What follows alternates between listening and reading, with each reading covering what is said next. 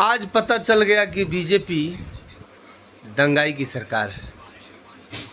मैं ये नहीं कहता हूँ कि माँ को गाली देना सही बात है। मेरी उस माँ को जिसका राजनीति से कोई लेना देना नहीं, जिसका शरीर भी अब नहीं है, मेरी उस माँ को आरजेडी कांग्रेस के मंच से भद्दी भद्दी गालियां दी गई। किसी भी व्यक्ति की माँ को अगर कोई गाली देता है ये गलत बात है, ऐसी नहीं होनी चाहिए। लेकिन ये कहाँ तक कि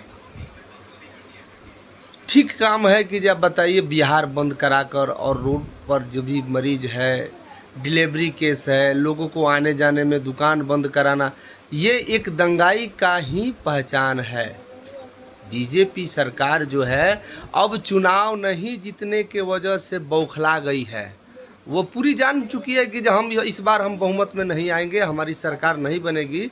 अब वो उल्टा पुल्टा हथकंडा शुरू करना सुनिश्चित कर दी है। मैं आपसे पूछता हूँ कि ये कहाँ तक हद है।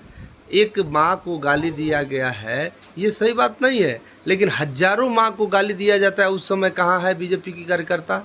उस समय कहाँ है बीजेपी सरकार?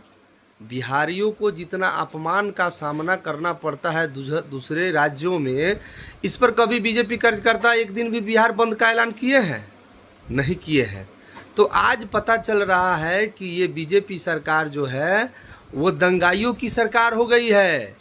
आप लोग अगर इस चुनाव में अपने वोट का महत्व नहीं समझेंगे तो इस बार फिर बीजेपी सरकार अगर अपनी 3-5 से अगर सरकार बना रही है तो नुकसान पूरे बिहार वासियों को होगी। क्योंकि बीजेपी सरकार एक हवा की सरकार है और झूठी सरकार है। आज कार्यकर्ता रोड पर उतरकर और लोगों को अभद्र बातें बोलते हैं, किसी की डिलीवरी को गाड़ी रोकते हैं, कभी किसी मरीज को गाड़ी रोकते हैं और बोलते हैं कि आज बिहार बंद माँ का अपमान नहीं सहेगा। ये कहाँ तक सही है? ठीक है, आपके माँ को गाली दिया गया, वो गलत बात है, नहीं होनी चाहिए, मैं उसका निंदा करता हूँ। लेकिन ये कहाँ तक कि सही है कि जो आपने बिहार बंद का ऐलान कर दिया? कभी आपने गुजरात बंद किया, कभी आपने महाराष्ट्र बंद कर दिया, कभी आपने पंजाब बंद किया। सबसे मूर्ख आपको बिहारी ही दिख रहे हैं।